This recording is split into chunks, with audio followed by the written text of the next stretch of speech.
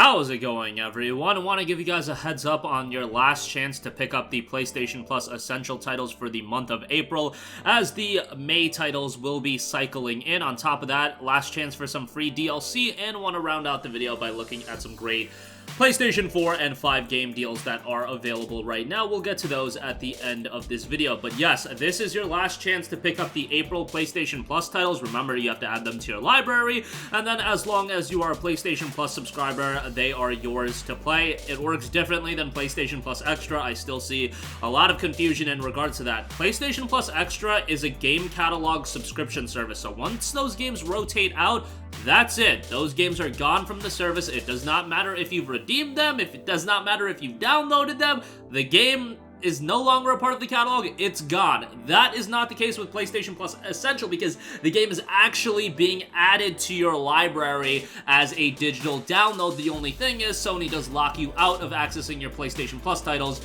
if you don't have a subscription, so just bear that in mind. That's why, even if you're a Plus Extra subscriber, Sackboy: Big Adventure is worth redeeming, because if they're rotating out Marvel Spider-Man, I don't know, maybe they'll rotate out Sackboy: Big Adventure at some point. I doubt that that would be the case, but what if they restructure the whole program as a whole, their subscription services, that is, so you definitely want to take advantage of that. Add it to your library, you're not losing anything, so yeah, that's available with your Plus subscription. Still think it's whack that we got this on Essential and Extra in the same month, but what are you gonna do? Tales of Iron, a more low-key title, but still worthwhile to add it to your library. It's a game that was received rather strongly, so you can check that out. That game got a really strong reception. Usually goes for like $7 while it's on sale, but right now, free with PlayStation Plus. And lastly, Meet Your Maker. You definitely want to add that to your library, given that it was a brand new release that was rolled into PlayStation Plus Essential. Typically goes for $29.99. Obviously has not seen a sale at this point, but Meet Your Maker is a game that's also going to get consistent updates for the next few months, and probably for the next while, given that it is a behavior interactive title.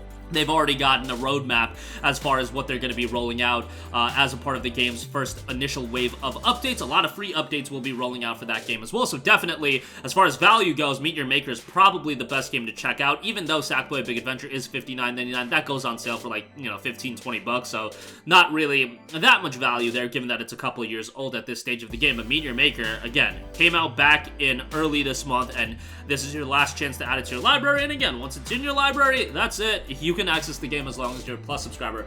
But also, as far as free stuff goes, I do want to note Final Fantasy XIV Stormblood, the standard edition. If you do have the Final Fantasy XIV starter edition, that is the version of the game that comes with, I believe, 30 days of game time, and then it includes the initial content, you can get the Stormblood content for free. Now, this is not applicable if you just have the trial. The Final Fantasy XIV trial is one of the best trials on the market. It gets you all of the content from A Realm Reborn and Heaven's Ward. What MMO does that, where you get the base game and the first expansion as a part of a trial? It's absolutely insane as far as what that trial offers, but if you take advantage of that trial, which I recommend you to do so, it can give you a really good idea on what to expect out of Final Fantasy XIV, an expansive MMO, really the best MMO on the market right now. Try that out, but you cannot get this DLC for free. This DLC will be available for the next week, but again, once it's added to your library, it'll be a part of your Final Fantasy XIV collection, and it is good to go. I know FF14 has a little bit of a barrier for entry, given the fact that the game is a monthly pay-to-play MMORPG, and a lot of people still are not down with that kind of subscription model, but given the content that you get out of Final Fantasy XIV, I personally think it's an MMO worthwhile. If it's a genre that you like, that, you know, it might be worthwhile to check that out. But yes, that is a free expansion that is available right now. Go check that out. Lastly, I do want to highlight some really strong deals that are available over on Amazon for various PlayStation 4 and 5 titles. Stranger of Paradise Final Fantasy Origin on PlayStation 4, do bear in mind, this has the free upgrade to the PS5 version. The PS5 version with, you know, PS5 case and whatnot is not in stock right now, but $19.99 for Stranger of Paradise, I think, is a great price. This is a game that absolutely not worth the full $60, but at $20, it's actually a pretty decent Souls-like with some good music.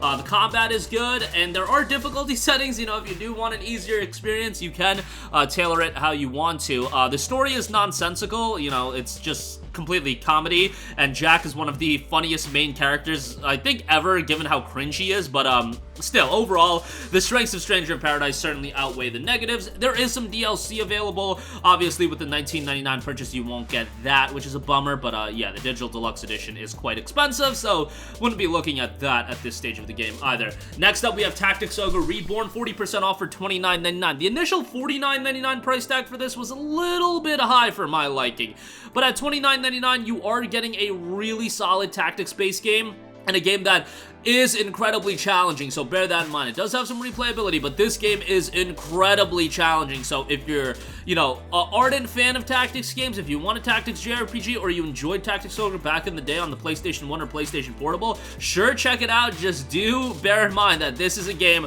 that does not pack any punches, and, yeah, like, you will get, it's a difficult game, let's just put it that way, and, you'll probably have to try different strategies and whatnot, but $29.99 I think is a pretty good price, so I would give that a shout. Another Square Enix title, Star Ocean, The Divine Force is 25% off. The MSRP actually dropped down to $39.99. I didn't know that even happened, but it's available for $29.99 with the 25% off. Divine Force is a game that I enjoyed. Star Ocean has comfortably, like, asserted itself into that second or even third tier of JRPGs. It's never gonna be, like, Final Fantasy. It's never gonna be one of Square Enix's, like, pillar JRPG franchises. It won't be up there with Kingdom Hearts or FF, but it's still a pretty decent little JRPG, and what I liked about Divine Force was the combat. I thought the combat was super fast-paced, and it was engaging from that aspect. Didn't really vibe with it from a narrative standpoint. The voice acting is what it is. It's not as bad as Last Hope, let's give it that, but, you know, it is what it is, and there's some cool, like, exploration elements to it, and I think some of the environments look cool, but just know what you're getting yourself into. The gameplay is great, in my opinion, and the combat is really enjoyable, so, you know, $29.99 I think is a good price for it, all things considered. And then lastly, I do want to give a shout to Dying Light 2 Stay Human, 58% off for $24.99. Now, I've been pretty vocal about the fact that I do think Dying Light 1 is the stronger game comparatively to Dying Light 2, but Dying Light 2 is still a really enjoyable game. I think the parkour gameplay in Dying Light 2 is so good, and if they took that parkour gameplay and made, like, its own game, I would be all over that. In Dying Light 2, they actually did roll out, like, parkour-based content as post-launch updates, so, you know, they realized that they do a really good job with that. Dying Light 2 itself is a good game, a lot of content. The narrative starts off incredibly compelling, but I think the second half is just so much weaker than the first half, which is a little bit of a bummer, but overall, I enjoyed the game, and I think, you know, for $25, it's a good buy. This is a game by Techland, and, you know, over the course of a couple of years, it's just gonna get better and better, and they'll release, you know, the following enhanced edition version of Dying Light 2, I'm sure, at some point. So, if you want to wait a little while longer, feel free. It has been a year plus, and more content has rolled out. Updates have rolled out, and they're gonna continue updating it for a while, but I think $25 is a pretty solid price, all things considered. But that's gonna do it for me. Again, last chance for your PlayStation Plus Essential freebies. If you haven't signed up for Plus Essential, maybe do it, given that Meet Your Maker is a pretty nice addition. Next month's titles, yeah, I know, the complete, not great as far as the games next month. FF14 Stormblood, last chance for that, and some great deals as well. Links to everything, as always, in the description box down below. That's going to do it for me. Sound off with all of your thoughts in the comment section down below. Thank you for watching, and goodbye. Hey guys, we hope you enjoyed the video, and if you did, make sure to hit the subscribe button, and if you're already subscribed, do us a favor and hit the bell icon. This way you'll be notified whenever we post a new video. That's the best way to keep up with all of our uploads, and we usually try to upload 2 videos a day. And with the bell icon hit, you'll be notified whenever we do upload a video. As always, thanks for watching.